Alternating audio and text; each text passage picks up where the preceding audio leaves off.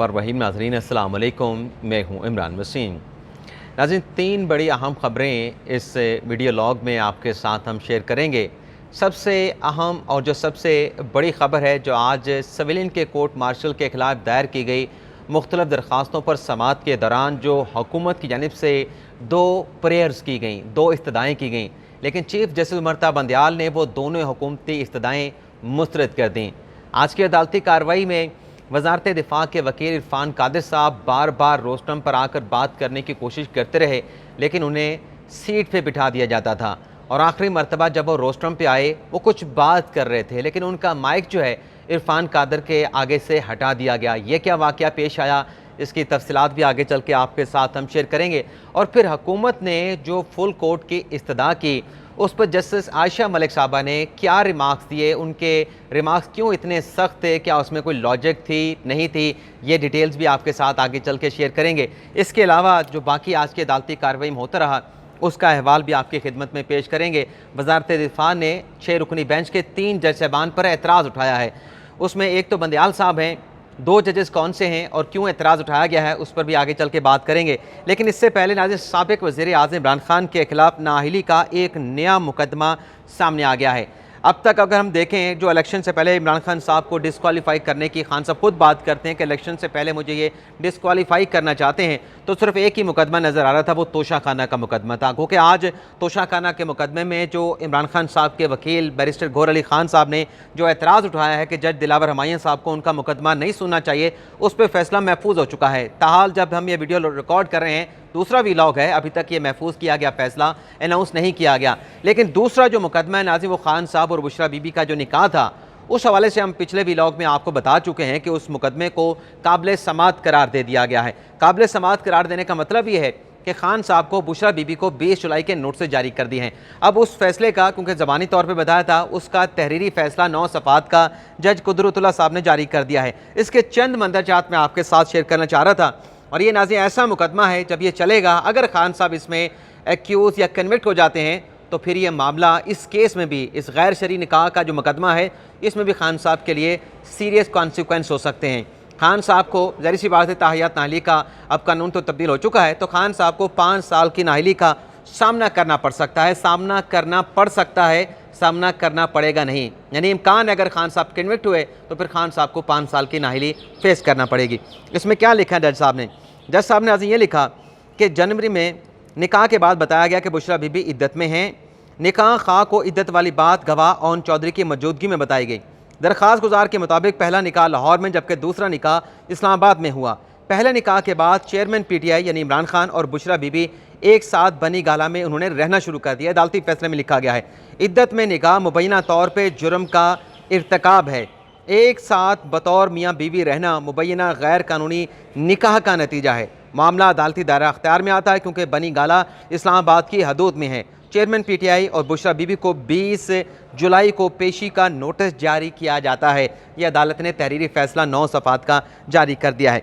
इसके अलावा दूसरी जो खबर है, फवाद चौधरी साहब जो जिनके खिलाफ इलेक्शन कमीशन ऑफ पाकिस्तान में तौहीन इलेक्शन कमीशन का मुकदमा चल रहा है, जिसमें ECP के जो बेंच है उसने फवाद चौधरी साहब के नाकाबिले ज़मानत अरेस्ट वारंट जारी किए थे।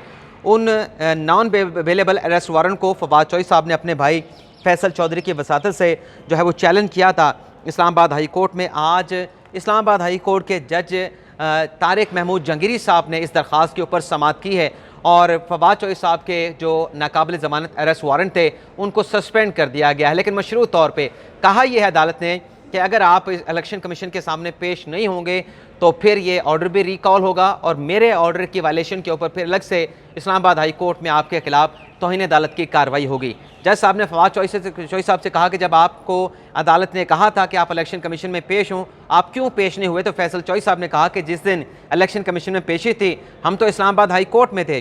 तो जज साहब ने कहा कि इस्लामाबाद हाई कोर्ट से इलेक्शन कमीशन का दफ्तर कितना दूर है, अब वहाँ भी जा सकते थे। तो मशरूत तौर पर अब कहा गया है फवाद चौधरी साहब से इलेक्शन कमीशन के सामने तौहीन इलेक्शन कमीशन में केस में अपनी हाज़िरी को यकीनी बनाएं। बसूरत दीगर इलेक्शन कमीशन में तो आपको तौहीन अदालत की कार्रवाई फेस करना पड़ रही है, इस्लामाबाद हाई कोर्ट में भी आपके खिलाफ तौहीन अदालत की कार्रवाई शुरू हो सकती है। अब आ जाते हैं जो फ़ौजी अदालतों से मुतल्लिक मुकदमा है। वैसे आपको ये बता दें, शायद पहले भी बता चुका हूँ, तोशा खाना में अभी जज दिलावर हुमायूं साहब ने वो मुकदमा सुनेंगे नहीं सुनेंगे, अभी तक उन्होंने फैसला नहीं सुनाया। अब आ जाते हैं फौजी अदालतों के खिलाफ आज जो 6 रुकनी लार्जर बेंच ने समाअत की है। आज की समाअत में नाज़रीन सुप्रीम कोर्ट बार के जो सदर हैं आबिद ज़ुबैरी साहब, उन्होंने दलाइल दिए। उनका भी यही मौक़िफ़ था कि सिविलियन का फौजी अदालतों में कोर्ट मार्शल नहीं हो सकता।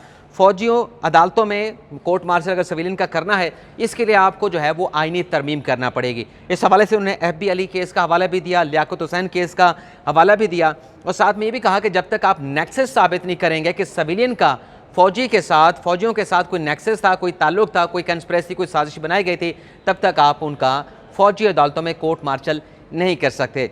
आबिद ज़ुबैरी साहब के दलाइल का नाज़रीन जब इख्तिताम हुआ तो उसके बाद अटॉर्नी जनरल साहब ने अपने दलाइल का आगाज़ किया। अटॉर्नी जनरल मंसूर उस्मान अवान साहब ने कहा कि देखें, अब तक जो दलाइल दिए गए हैं उसमें तमाम दरख्वास्त गुजारों ने 2 फैसलों का बड़ी शिद्दत के साथ जिक्र किया अपने दलाइल में। एक उन्होंने कहा कि लियाकत अली केस के फैसले का जिक्र किया गया, दूसरा लियाकत अपना FB अली केस का जो है वो हवाला दिया गया इसी अदालती प्रोसीडिंग के दौरान। अटॉर्नी जनरल साहब ने कहा कि 21वीं तरमीम का जो जायज़ा है कि उसमें फौजी अदालतें बनाई गई थी, वो फुल कोर्ट ने उस मामले का जायज़ा लिया था। जो लियाकत हुसैन का केस है, अटॉर्नी जनरल ने कहा कि वह 9 रुकनी बेंच ने सुना था। यानी जब ये बात अटॉर्नी जनरल साहब ने की तो साथियों को तो समझ आ गई कि अटॉर्नी जनरल साहब जो हैं दरअसल ये बात कर रहे हैं कि इस केस में भी अदालत जो है वो फुल कोर्ट तश्कील दे। तो फिर बाद में अटॉर्नी जनरल साहब ने हवाला दिया जैसे याह्या अफरीदी साहब के नोट का। जब याह्या अफरीदी साहब के नोट का हवाला दिया जिसमें याह्या अफरीदी साहब ने चीफ साहब से कहा कि चीफ जस्टिस उमरता बंदियाल साहब इस बात पे गौर करें कि इस मुकदमे के लिए फुल कोर्ट तश्कील दिया जाए। जब इस नोट का हवाला दिया तो याह्या अफरीदी साहब जो है वो ज़ेरे लब मुस्कुरा रहे थे। अच्छा, ये भी आपको बता दें, याह्या अफरीदी साहब नहीं बल्कि अटॉर्नी जनरल साहब को देख के बड़ी अच्छी मुस्कुराहट जो है वो मज़ार नकवी साहब के चेहरे पे भी होती है। और उसकी वजह मुझे मालूम है कि माजी में जो मंसूर उस्मान अवान साहब हैं वो ग़ालिबन किसी फोरम पर मज़ार नकवी साहब के वकील रह चुके हैं। अगर मैं गलत नहीं हूँ, मुझे एक शख्सियत ने बताया था। तो फिर मैंने उनसे पूछा था कि जब अगर मज़ार नकवी साहब का मुकदमा जुडिशल कौंसिल में चला तो क्या फिर मंसूर अवान साहब उसमें एज ए प्रोसिक्यूटर पेश होंगे? तो फिर मेरे सोर्स ने कहा था कि देखते हैं, माजी में वो वकील रह चुके हैं नकवी साहब के, देखते हैं कि अगर नकवी साहब के खिलाफ रेफरेंस चला तो AG साहब उसमें एज ए प्रोसिक्यूटर पेश होते हैं या फिर माजरत कर जाते हैं। लेकिन बहरहाल जब ये नोट का जिक्र किया अटॉर्नी जनरल साहब ने तो जैसे आयशा मलिक साहब ने कहा कि ये जो नोट है याह्या अफरीदी साहब का, ना तो आपके तहरीरी जवाब के साथ लगा है, ना ही ऑर्डर शीट में मौजूद है। और ये बड़ी दिलचस्प बात थी कि याह्या अफरीदी साहब का जो नोट है, अटॉर्नी जनरल साहब ने कहा कि जो आखिरी समाअत 27 जून को हुई उसके बाद जारी किया गया, लेकिन ऑर्डर शीट में मौजूद नहीं था। और फिर दिलचस्प सूरत हाल अदालती कार्रवाई में उस वक्त पैदा हुई जब याह्या अफरीदी साहब के नोट की जो कापियाँ हैं उसका प्रिंट निकाल के एक एक करके बेंच के जज साहबान को फराहम किया गया। अटॉर्नी जनरल से कहा गया कि आप याह्या अफरीदी साहब का नोट पढ़ें। याह्या अफरीदी साहब का नोट मंसूर उस्मान अवान साहब ने कहा। मंसूर अवान साहब ने कहा कि इस नोट में याह्या अफरीदी साहब ने फुल कोर्ट बनाने की ऑब्जर्वेशन दी और चीफ साहब से दरख्वास्त की है, हम याह्या अफरीदी साहब के इस नोट को मुकम्मल तौर पे सपोर्ट करते हैं। मंसूर उस्मान अवान साहब ने कहा कि ये पहली मरतबा है कि आर्टिकल 175 के नीचे यानी उसकी रोशनी में जो मिलिट्री कोड का सेक्शन है 21D इसको चैलेंज किया गया, तो आप इस पर फुल कोर्ट तश्कील दें। हमारी और जस्टिस याह्या अफरीदी साहब का नोट है उसको चीफ साहब चाहे ज़ेरे गौर लाएँ। तो यहाँ पर आयशा मलिक साहबा ने बड़े अहम रिमार्क्स दिए, बल्कि बड़े सख्त रिमार्क्स दिए। बल्कि ये भी कहा जाए कि मंसूर अवान साहब को अटॉर्नी जनरल साहब को आड़े हाथों लिया तो ये भी गलत ना होगा। आयशा मलिक साहब ने कहा कि आप 26 जून का नोट पढ़ें। 26 जून का नोट पढ़ने के बाद आयशा मलिक साहब ने कहा कि फेडरेशन ने पहले इस बेंच के एक मेंबर मंसूर अली शाह साहब पे एतराज़ उठाया, आज फेडरेशन जो है वो फुल कोर्ट बनाने की इस्तदा कर रही है, अब आप दोबारा बेंच की तश्कील की इस्तदा कर रहे हैं। अटॉर्नी जनरल साहब ने कहा कि जो जजेस दस्तियाब हैं उस पर मुश्तमिल जो है वो आप बेंच फुल कोर्ट तश्कील दे दें। आयशा मलिक साहबा ने कहा कि जजेस की दस्तियाबी का फैसला कौन करेगा? एक जज पे आपने एतराज़ उठाया, फिर आपने फुल कोर्ट की बात की, फिर अब आप कह रहे हैं कि जो जजेस दस्तियाब हैं उस पर मुश्तमिल फुल कोर्ट बना दें। फिर जजेस की दस्तियाबी के हवाले से आप कह रहे हैं कि बेंच बनाना चीफ जस्टिस की सवाबदीद है। इस दौरान आज इरफान कादिर साहब रोस्टम पे आते हैं, लेकिन जैसे इरफान कादिर साहब रोस्टम पे आते हैं अटॉर्नी जनरल मंसूर उस्मान अवान साहब उन्हें सीट पे बिठाते हैं कि आप बैठें, तसल्ली रखें, अभी आप बैठें। और फिर अटॉर्नी जनरल साहब जो हैं वो असद अली केस का हवाला देते हैं।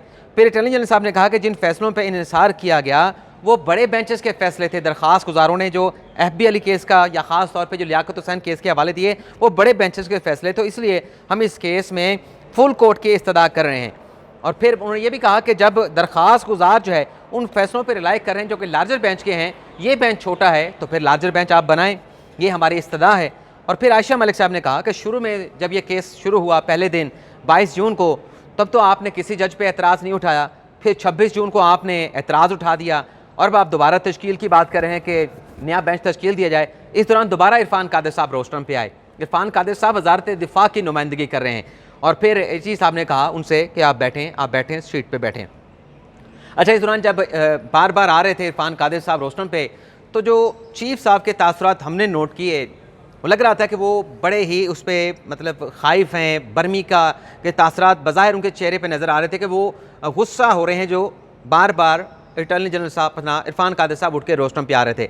अच्छा, बहरहाल मुनीब अख्तर साहब ने कुछ रिमार्क दिया कि अब ये पार्ट हेड केस है, इस मरले पे पहुंच चुका है, तो कैसे नया बेंच या नए बेंच की तश्कील की जाए। फिर चीफ साहब ने कहा, फिर चीफ साहब आए और बड़े अच्छे खासे उन्होंने रिमार्क्स दिए। मैंने 2 सफ़ात पे लिखे हैं गालिबन। चीफ साहब ने कहा 3 सफ़ात पे कि इस अदालत के फोरम के जितने मेम्बरान हैं, यानी जजेस की बात कर रहे थे, तमाम जजेस का बड़ा एहतराम है। उन्होंने कहा जो नोट लिखा याया फरीदी साहब ने, उसको मैंने पढ़ा है। इस नोट में याया फरीदी साहब ने बड़ी ग्रेस के साथ बात की है। याद रखें, चीफ साहब ने कहा कि छुट्टियां हैं और छुट्टियों के दौरान ये फ़ौजी अदालतों के ख़िलाफ़ मुकदमा टेकअप किया गया। जो जजेस इस्लामाबाद में दस्तियाब थे, उनसे कहा गया कि आप बेंच को ज्वाइन करें। अच्छा, ये चीफ साहब कह रहे हैं कि उनसे कहा गया बेंच को ज्वाइन करें, लेकिन पहले रोज़ जो है वो जो जज साहबान जिस तरीके से उठ के गए, सरदार तारिक मसूद साहब और काजी फैसल साहब, उनके अगर नोट पढ़ें या उनके जो ऑब्जर्वेशन या रिमार्क्स थे पहले रोज़ 22 जून को, तो उनकी बातों से तो ये इंप्रेशन मिला था कि उन्हें बेंच में शामिल करते हुए उनके साथ कंसल्ट नहीं किया गया, उनसे नहीं पूछा गया। लेकिन चीफ साहब आज ये कह रहे थे कि जो जजेस दस्तियाब से, उनसे कहा कि वो बेंच को ज्वाइन करें। 2 जजेस ने पहले दिन मेंबर बनने से इनकार कर दिया। 26 जून को फेडरेशन ने मंसूर अली शाह साहब पे एतराज़ उठाया और जब मंसूर अली शाह पे हुकूमत ने एतराज़ उठाया, चीफ साहब ने कहा कि मुझे हैरानगी हुई, मुझे शौक लगा कि ऐसा क्यों हुआ। और फिर चीफ साहब ने कहा कि मंसूर अली शाह साहब ने बड़ी ग्रेस का मुजाहरा किया और उन्होंने ख़ुद को बेंच से अलग कर लिया। एक मरतबा फिर इरफान कादिर रोस्टम पे आए और उन्हें बिठा दिया गया अटॉर्नी जनरल की जानिब से। और फिर चीफ साहब ने इरफान कादिर साहब से कहा कि हम आपको सुनेंगे। चीफ साहब ने कहा कि बेंच 9 रुकनी था, अब ये 6 रुकनी रह गया है। कई किसी हद तक इस मुकदमे को सुन चुके हैं। खुशी की बात है कि जो ज़ेर हिरासत लोग थे, उनकी अहले खाना के साथ मुलाकात कराएगी। फिर चीफ साहब ने भी कहा कि हम ये भी चाहते हैं कि जो ज़ेर हिरासत लोग हैं मिलिट्री अथॉरिटी के, जो सिविलियन को ज़ेर हिरासत जो हकूक़ हासिल होते हैं, सहूलियत हासिल होती हैं, वो सहूलियत उनको भी फ़राहम की जाएँ। चीफ साहब ने कहा कि अगर हुकूमत को वक्त चाहिए इस केस में तैयारी के लिए अलग बात है, लेकिन इस मरले पर फुल कोर्ट तश्कील देना मुमकिन नहीं। यानी अदालत ने, चीफ साहब ने आज फुल कोर्ट बनाने की हुकूमती इस्तदा को रद्द कर दिया। चीफ साहब ने कहा कि जजेस की दस्तयाबी का इशू भी है और 3 जजेस ने तो वैसे ही मुकदमा सुनने से इनकार कर दिया है, कुछ जजेस बैरून मुल्क हैं। ये मामला तो इस तरह से ताख़ीर का शिकार होगा, लिंगर ऑन होगा। हम आपको दलाइल देने का पूरा मौका देंगे। सिविलियन का फ़ौज से ताल्लुक़ क्या है, आप इसका इस्टेब्लिश करें।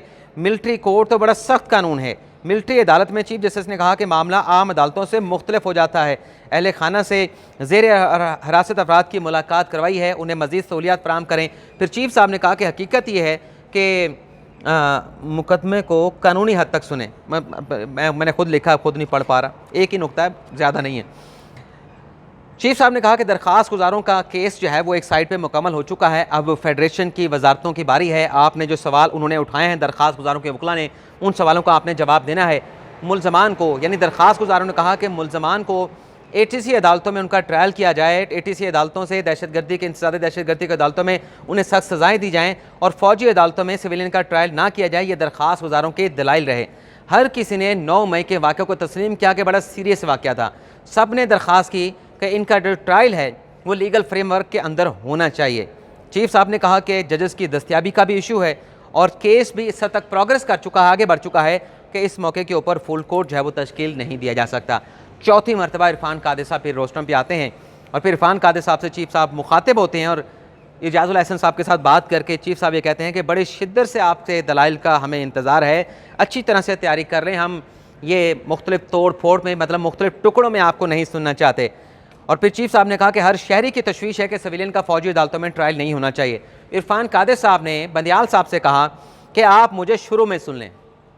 इरफान कादिर साहब ने कहा कि मेरा इस बेंच के 3 जजेस पे, चीफ जस्टिस मरता बंदियाल और जो 2 सीनियर जजेस हैं, 2 सीनियर जज में कौन आते हैं, इजाज़ुल एहसन साहब हैं, मुनीब अख्तर साहब हैं, इरफान कादर साहब ने कहा कि मेरा 3 जजेस पे एतराज़ है, मुझे शुरू में सुन लें, शुरू में मौका दें, ताकि बाद में आप ये ना कहें कि जब मेरे में दलाइल देने की बारी आई कि आपने एतराज़ शुरू में क्यों नहीं उठाया था। तो मैं शुरू में एतराज़ उठाना चाहता हूँ, मुझे शुरू में सुन लिया जाए।